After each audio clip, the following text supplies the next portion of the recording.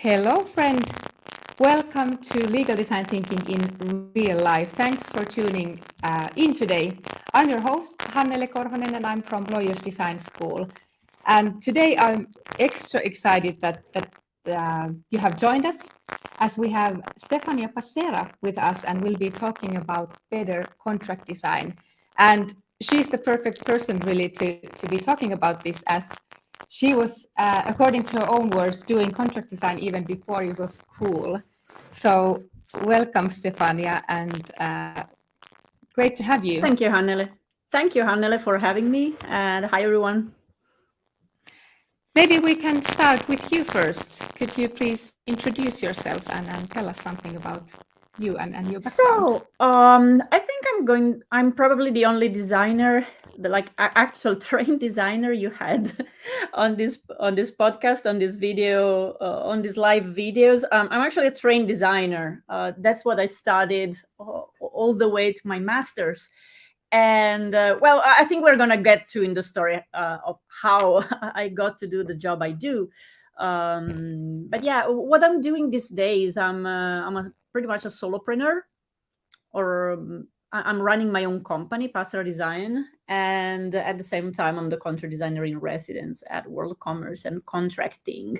And they're two different titles, but what I do is pretty much training people, doing contract design and simplification projects, and speaking about contract designs and and the benefits of working in this way to anyone who cares to listen.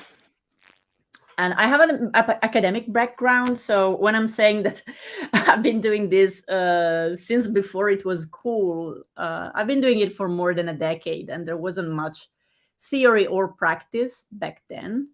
I ended up writing a PhD on so-called contract visualization. So once again, the language has evolved a bit, but that was a very specific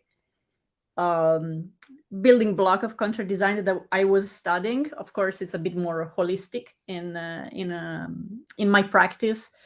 And once again, I never imagined I would live in Finland. I never imagined I would do a PhD. But when you encounter interesting things, I think you have to be open to the occasion. You have to rise to the occasion and just jump on it. Exactly. And what a ride it has been, I can imagine.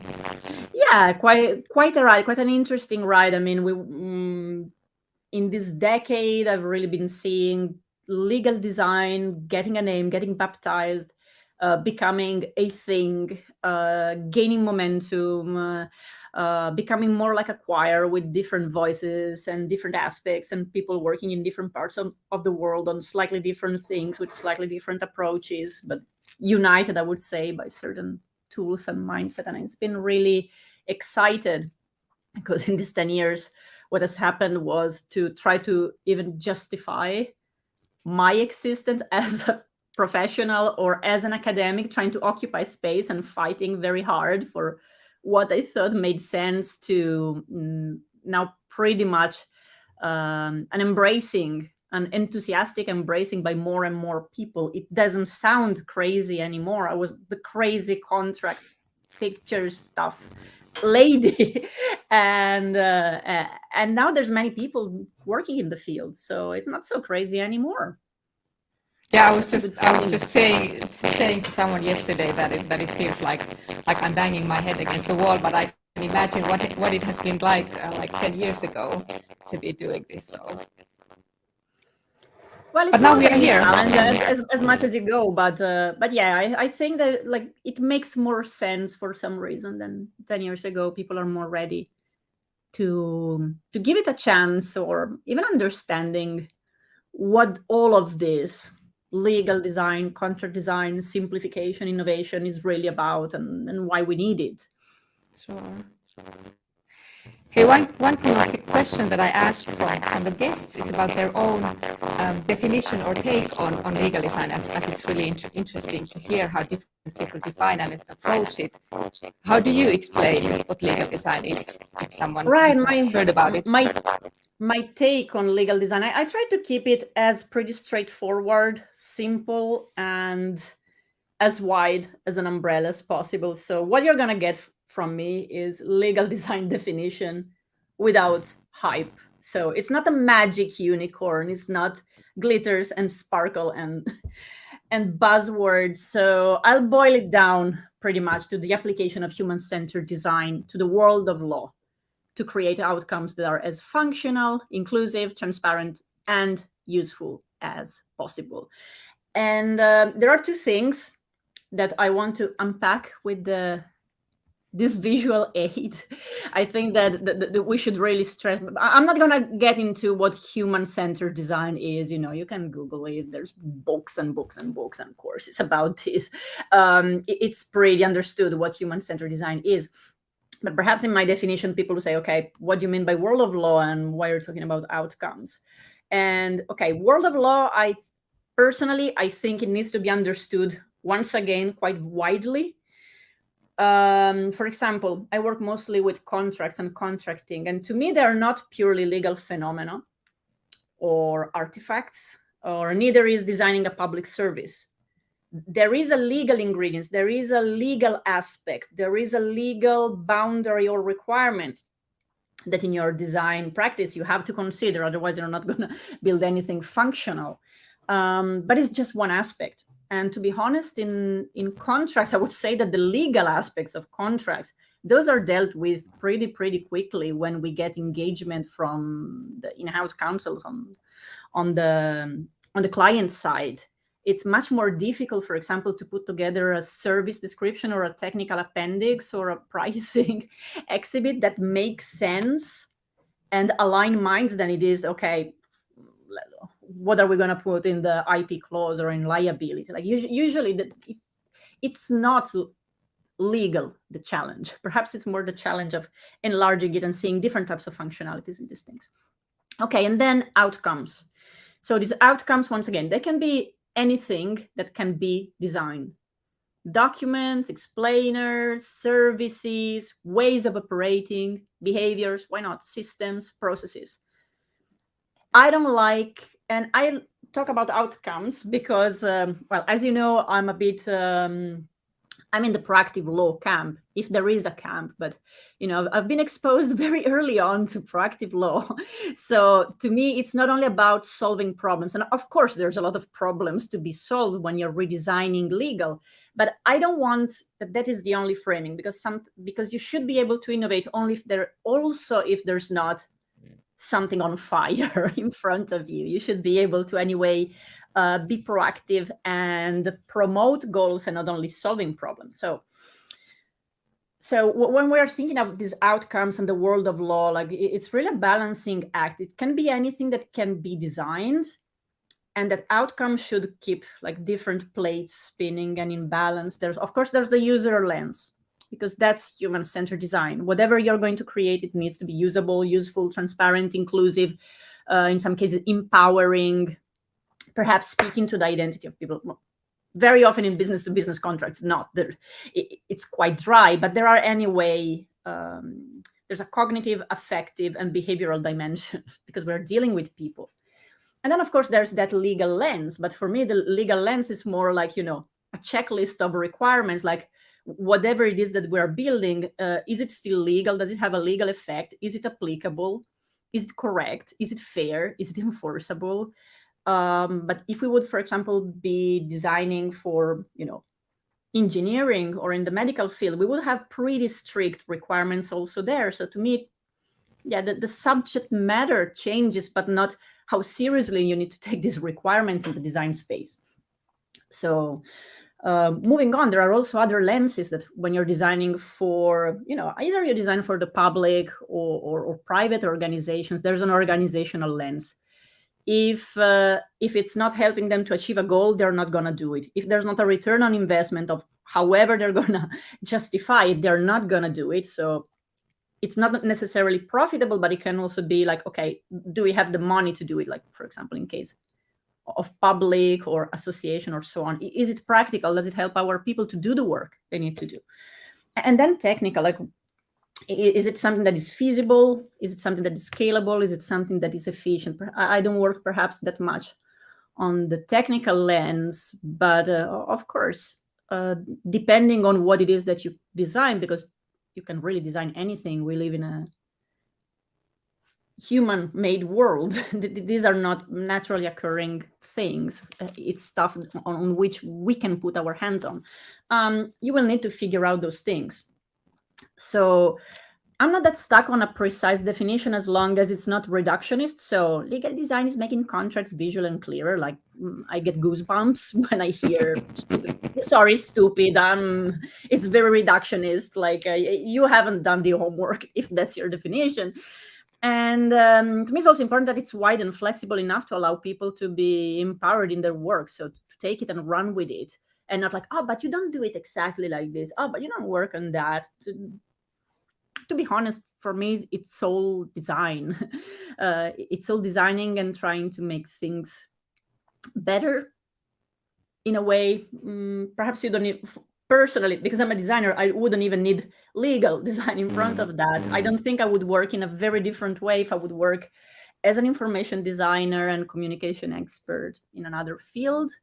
But I think that you also need to, how to say, brand yourself so you can find your tribe. This definition, the words legal design seem to have a lot of seem to be very important for a lot of people to find each other, to find other like-minded people. So very pragmatically, I'm going to embrace that. But definitions, as everything else, I look at things in a very pragmatic way. Is it a tool that moves us forward or not? That's pretty much my litmus test almost for anything. Well, that was maybe the most profound definition of legal design that I have. I see in the comments that my voice is cracking a little bit. So I'm trying to hear. I don't know what. Okay, so it wasn't only me. Okay, it wasn't only you. It wasn't only you. Something happening, but I tried to.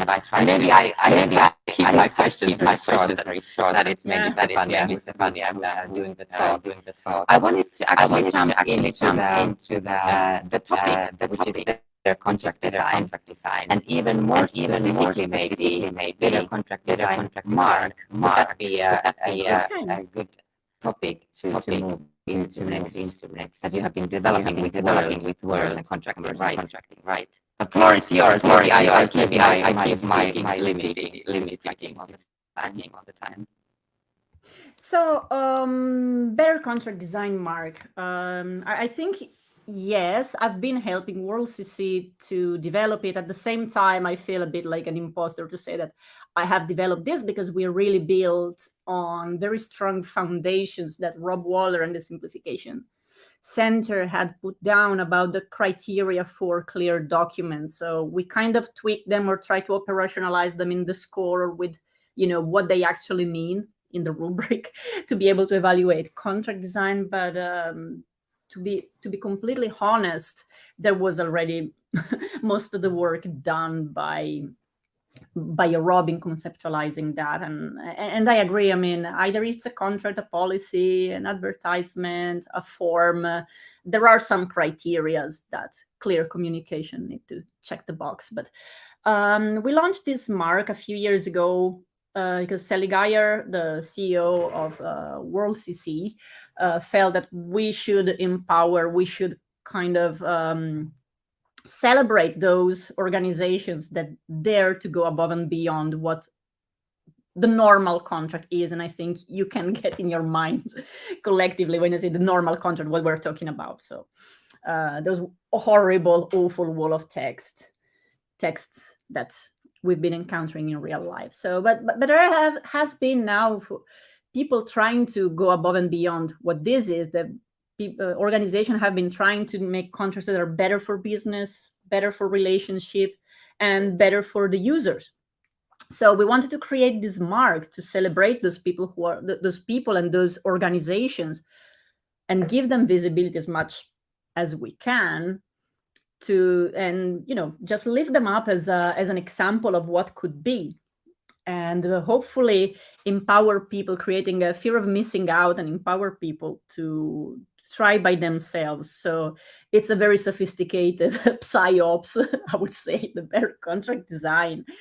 And so let's say the challenge, not the problem, the challenge when you want to have a scheme like a certified mark is that you need to create evaluation criteria that make sense, apply across the board, are stringent enough, but can be applied to different flavors of applicants, and that different reviewers will understand in the same way. And this is where we looked at the work that Rob has been done and distilled and come up with these 13 evaluation criteria. And I'm not going to go into every single criteria now because that would be very boring, but they belong to 4 different families. There's, at least 3, 4 for each family.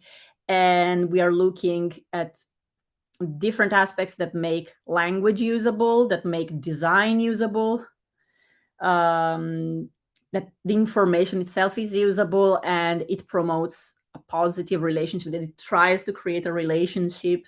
It's not only transactional, it's not only impersonal. So we're trying to look at these different aspects that create quality in communication. And so people can just apply to this mark. Like if an organization, for who it is, perhaps it's for organizations. So you cannot just send a design for a contract that you invented in your free time. It should be the terms of your organization that you're really using. So, for example, legal design agencies shouldn't apply to get the mark for themselves, but should encourage their clients to apply. And pretty much at the moment we've been doing this for free because we hope that at some point we would have the problem. We hope that at someday we're going to have the problem of capacity, and our panel of reviewers is going to be so busy that we're going to put some sort of price tag for their time and help. But at the moment, there aren't that many, so we are still doing it for free because it's really part of our mission. Recently, the contract design mark actually has moved on to the foundation part of World CC Foundation, that was launched last month, really. So it's part of our general advocacy work to make contracts better. So if you are having a contract that goes above and beyond what normal contracts are, you can just send us an email and say, okay, we would like to apply. We're going to ask you a few questions. Okay, what sort of work have you done? Who is the audience? What's the purpose of this contract, and so on. And then we're going to give it to one of our reviewers. We have a panel of around 20 people, and also to avoid, different. So some of us are on the panel are contract designers ourselves. So to avoid conflicts of interest, we make sure that there's no conflict of interest, and the reviewer is not the designer who has worked on the project. And so we try to keep it fair. And in some case, if the jury is still out, we may involve more than one person to figure out, okay, what is a good score for this? Does it qualify? Doesn't qualify? At what level of achievement? We have sort of like gold, silver, and bronze, or actually 5 stars, 4 and 3, to actually give people who qualify to still have stretch goals if they haven't arrived. I told you it is a psyops to motivate people to improve their contracts. So it is very simple for an organization to apply. And if you're just sending us a document on which you haven't worked and it's really bad, we're just going to desk reject it. We're going to say, okay, we're not going to go there with the rubric and give you like 1, 1, 1, 1, or 0, 1, 1, 0. If you're not even there, if you don't have a decent shot, we'd rather send you back a deck with like, these are the things that you should do in general to improve your contract, and then do these things and then apply again. So we're always trying to be very encouraging and motivate people to start their journey, really. So you do give feedback for the applicants, or you give the or you don't. Yeah, we give feedback.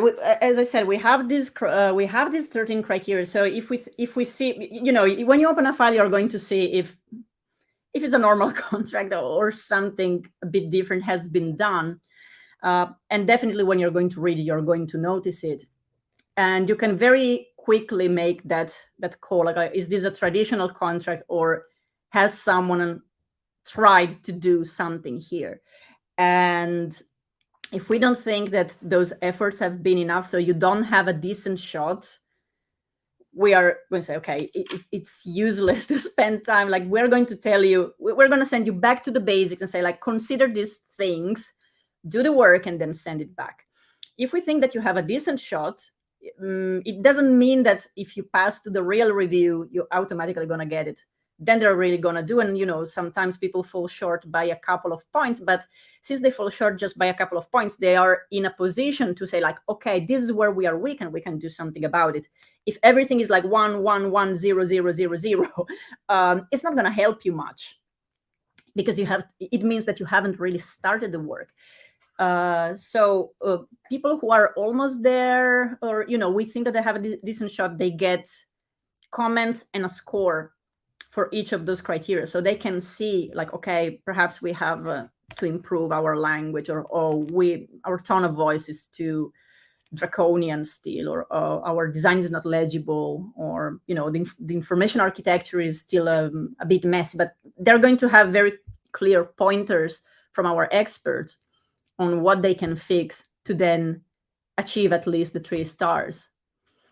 And still, let's say that you get the mark at 3 or 4 stars, there's still going to be there's going to be all this feedback to eventually go to the next level, or if you really do the work, bring it up to 5 stars. So for us, the goal is that everyone should aim at wanting 5 stars on their, in terms of usability, relationship, language, and design on their contract. So we try to get you there.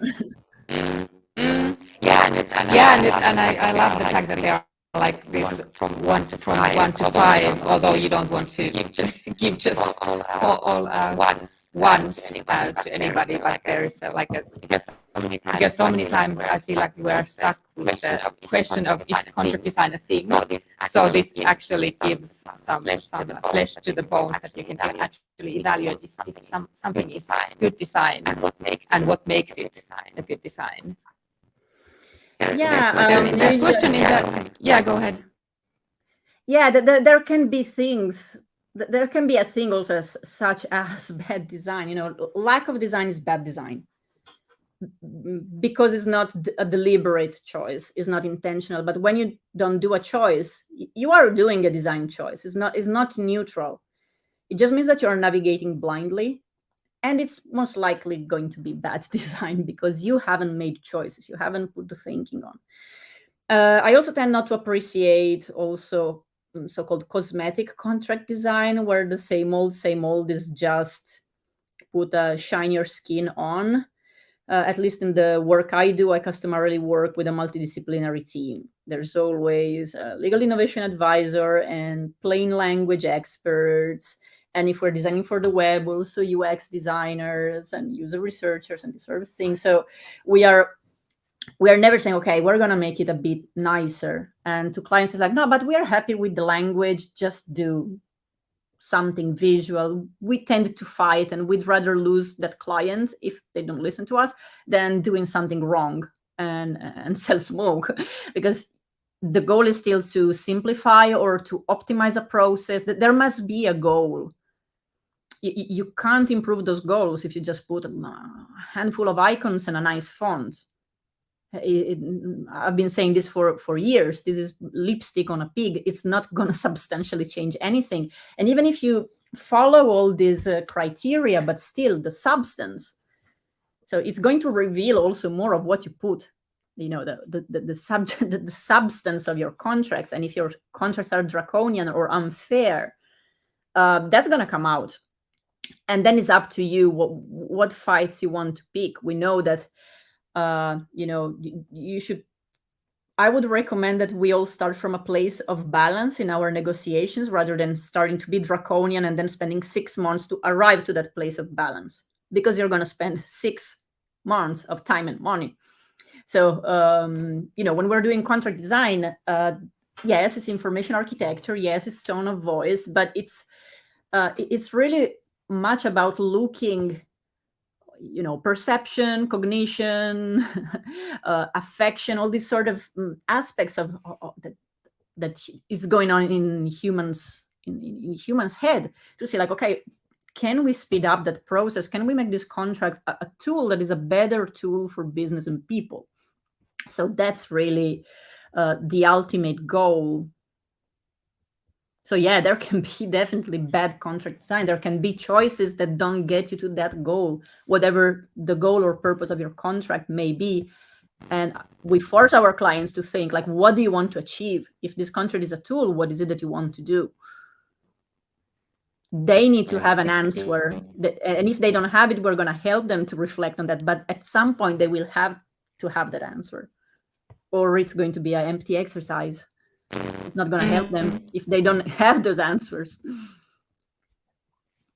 Yeah, like Paula is saying in the comments, contracts are between two parties and they need to work for both of these parties. So it's not just one-sided exercise. Hey, would you have an example to share of a project that has gained this mark?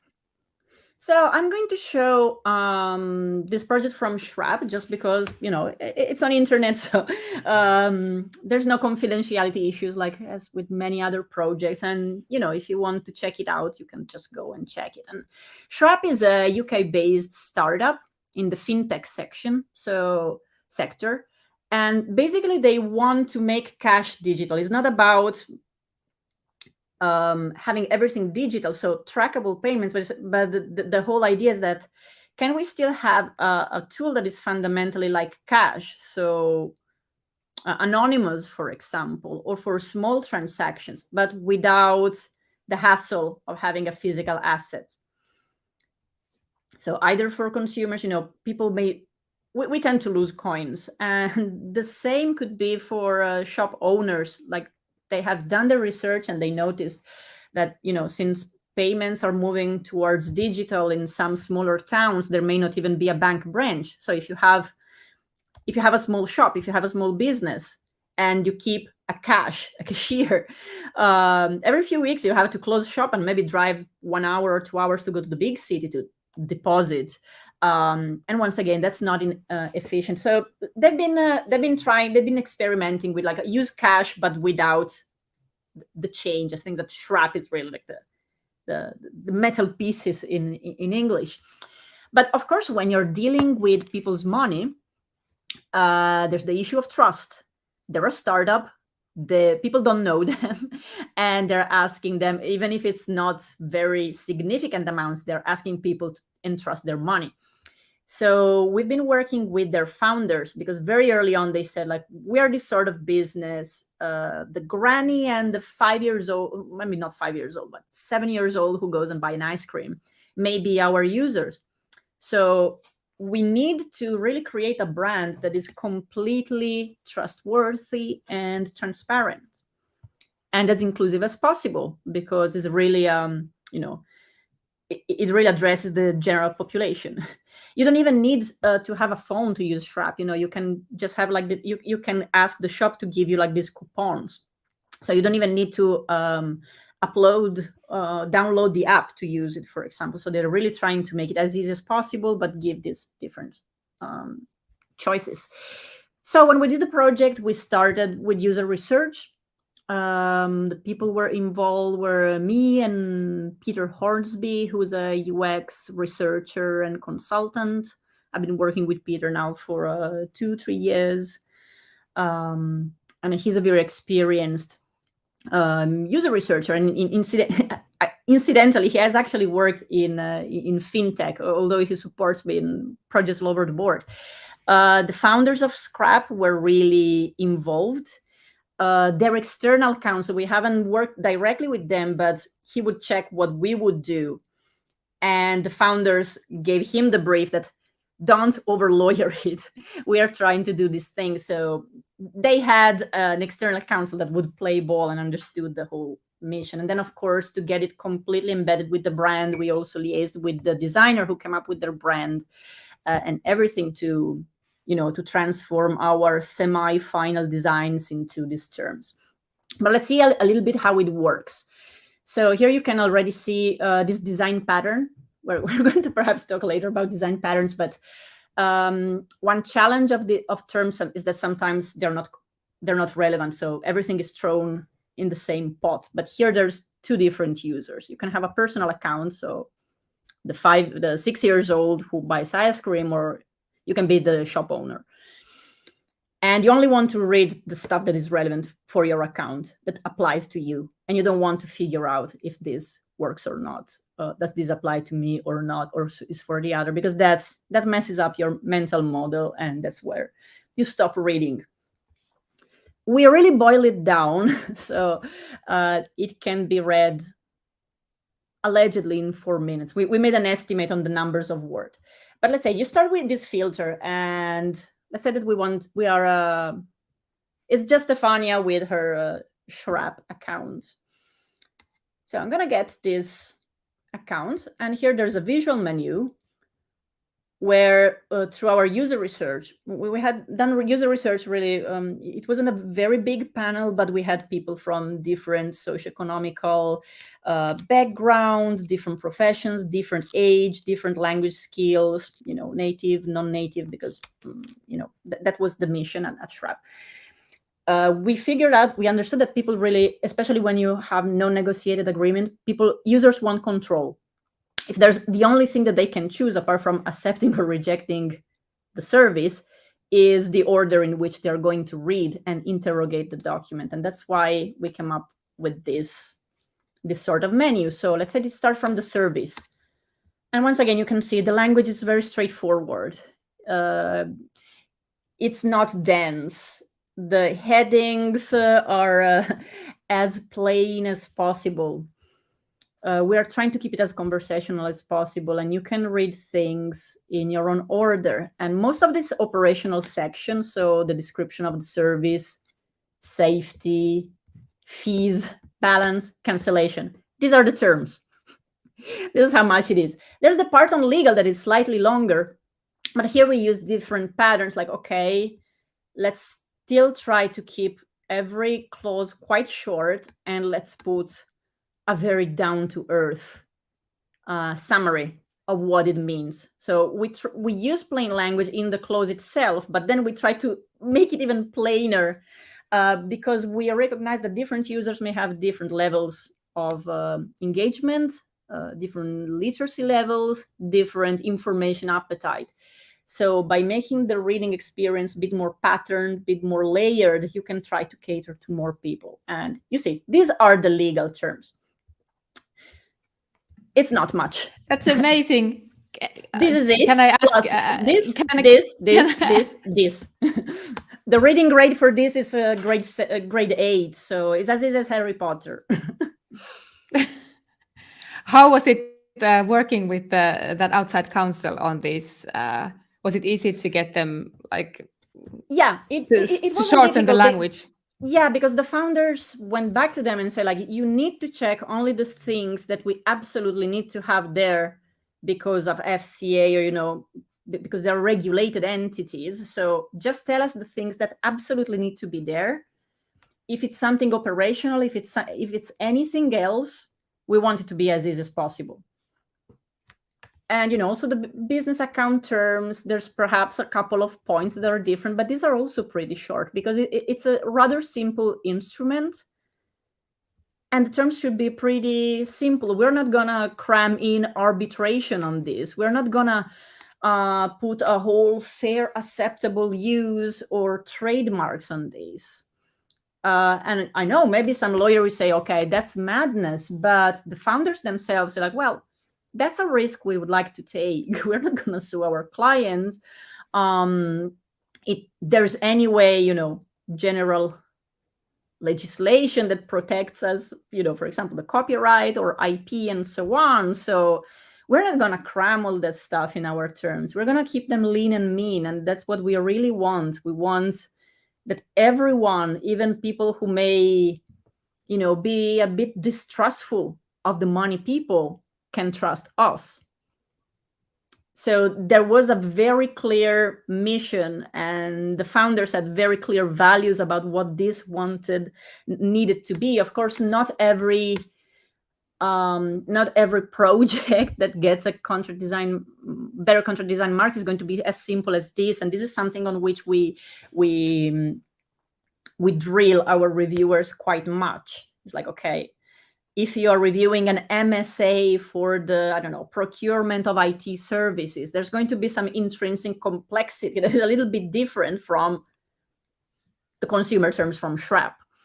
And you need to appreciate that and try to think, and the question should be like, given all the boundaries, all the practicalities of this case at hand, where was the organization and their designers, whoever did this work, were they really trying to make it as simple as possible, as fair as possible, as inclusive as possible? Of course, different situations are not going to be all the same. You can't always boil down everything to a 4 minutes terms, but there are many things you can do. There are many ways in which you can apply those criteria, and it's always those criteria. It's always information architecture and coherence and ordering things and using language that is clear and not using crappy grammar and using direct language and so on. And you can find different ways to use those ingredients, but it's always going to be those ingredients. As an expert, you should know how, like an expert chef, how much of these ingredients to put and how to create a balanced dish. Some are going to be puddings and some are going to be beef bourguignon, but you have to try to cook it in the best way possible, whichever the dish is. And at first you have to be willing to have that conversation that we might have some content in our contracts that is not necessary. And that is actually many times the conversations that I have, that there is nothing that we can leave out. So yeah, there is that thing. I mean, yeah, in this case, it was a startup. The first and last word on this was really on with the founders, because they didn't have a legal department. So even their external counsel would tell them, okay, this is real risk. This is what you really need. But it was up to them to decide what their risk profile is. And this is something that we discuss over and over and over again with our clients, like, protect yourself only from real risks, not from risks that you had a nightmare about last night, but there's a 0.0001% chance of it happening, but it's going to be 100% chance of you having 8 months negotiation if you cram this clause in. So you can make a very simple decision tree like George Seidel did in his book and say, okay, do we prefer to pay these costs and there's 100% eventuality of paying this much, or do we take that other risk? And our lizard brain is going to try to protect us from those things. But when you slow down and you thinking fast and slow, and you slow down and use the system to thinking, you're going to know what is the best rational choice to do. And this is where us as communicators and lawyers and advisors should push people to do, not like, okay, protect about everything because I don't want that you blame me. Like, it shouldn't be a game of moving chairs of blame if something goes wrong. You need to, that's what operating a business is. There's risks and reward. If you try to freeze everything, you're not going to go anywhere. There's no movement. And I think this is in the ices of hell. Yeah. And I think this is also a perfect example of what happens when the lawyers are not actually owning the contract, when it's the business or the founders in this case who are actually saying that this is what we want and this is the risk we are accepting, because lawyers many times cannot do that, and you need all of them. But let me say something nice about lawyers. Also, it really depends. It really depends on the legal department. Usually, in-house departments, good in-house departments are going to be much more aligned with business and really speak the same language of business. Then they're going to advise strategically with what they know about law, risk, compliance, and so on. But the intent is 100% aligned. And they're going to have very eye-to-eye conversation with their business colleagues on this. When you have a dysfunctional legal department, no one wants to take decisions and you try to defend about everything, or you just refer to an external authority because you don't know how to do your risk management job. So it's like, oh, we paid this template 10,000 euros from big firm. We're going to trust them and we're not going to ask questions. And then when you ask, okay, why do you have this clause? Oh, we don't know. Why don't you know? You should know. It's your business to know. I mean, you need to get real. You need to know the answers. And if you don't have those answers, as I said, it's part of our work as contract designer to get you that you can give yourself that answer.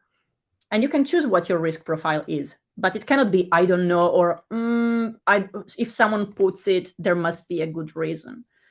Because it means that you have other problems apart from the document. It means that the whole legal operations are not really running in a disciplined way. In that case, you're not measuring, you're not keeping track, you're not being strategic about what you do. Exactly. Hey, I think we need to be wrapping up the discussion, although I'd love to go on and on for forever. But what I'd like to ask is take it very practical to the very practical level. What would you like to say to someone who's watching this and would like to get started with contract design? Right. How to do it? Two things. Another thing that we built at World CC, and now once again it moved to the World CC Foundation, is the contract design pattern library. This is a project that some of you may know. It's something that initially I have built together with Helena Hapio. We were somehow the instigators in collecting the patterns, which are basically these techniques, repeatable solutions to repeatably commonly occurring problems in contracts, communication problems in contracts. Over time, we had a lot of colleagues chipping in, detailing different examples or new patterns. But here, if you explore the library, you're going to find quite many. I think that there are about 30 different techniques of very practical things you can do to solve very practical problems. And there's, let's see, a timeline, for example. There's, okay, here to be the principle-based description, like, okay, why do you use it? What does this technique do? And then you're going to basically see how other people have applied it. And there's really a variety of contracts and uses. So you can really get inspired and learn that designerly thinking way of matching problems to solution in a very natural way. That would be my first recommendation. The second recommendation would be, first things first. If you want to start designing better contracts, make a pause, take a step back. I know that you're busy, but start, look at them, take a hard look, perhaps start reading them out loud and listen to what they're saying. Because you first need to recognize the need and see what problems you have there, and see the stuff that doesn't make sense, and the repetition and the redundancy and all the problems that you have there, where the pain points are transactionally and relationally. And then when you're convinced that there's a problem, you're going to be much more motivated in doing something about it. And actually listen to internal and external users. So your business colleagues, if you're a lawyer in an organization, perhaps your buyers, suppliers, employees, whoever the user is on the other side. Don't let the legal functionality and risk prevention functionality prevail above all else and at cost of everything else. Oh, that's perfect. Start with reading your own contracts and see what the out loud are. And of course, talk with the users. Yes, out loud. Yeah, that's so perfect. Hey, I want to end this by asking, what are you currently working on? Maybe you are already heading towards Christmas or holidays. Yeah, that's what I'm currently table? working on. But let's say in the past 6 months, I've been helping a number of organizations. Well, you should know at least one project, because I have worked full disclosure, together with Hannele, for a Finnish client. We have been improving a document in Finnish. So I'm also like to challenge myself, not only with legalese, but also Finnish and different languages. I've been working in 3 different languages in the past 6 months, and probably there's been well over 20 or 30 documents passing on my desk. Not 20, not 30 projects, but some projects had very big contract suits. Have been training teams on the better contract design framework, and in general, how to get started with contract design. So that's pretty much the bread. That's what I usually do. Either they call me like Batman phone to come in and with my team simplify and do the things, or there's a team who wants to learn how to do it themselves, and so we help them to frame it right and to get those practical techniques to get going without the need of getting a degree in design or user experience. And where can people learn more about you and your work? Google me. Well, joking, but almost not joking. I mean, you can send me an email. Most likely, to informally connect, LinkedIn would be the best way to find me. My website is really old, so perhaps don't look there. Let's just rather have a chat. But you're gonna find me via email or LinkedIn, or just Google me. There aren't that many crazy Italian ladies with the same name doing contract design. You're gonna find me. Hey, thank you. This has been so much fun. Thanks for taking the time, and thank you everybody for watching this, and thank you for active comments in the comment field. We didn't have that much time to answer the questions, but it's been great to see you participating so actively. But hey, this was the season finale for Legal Design Thinking in Real Life.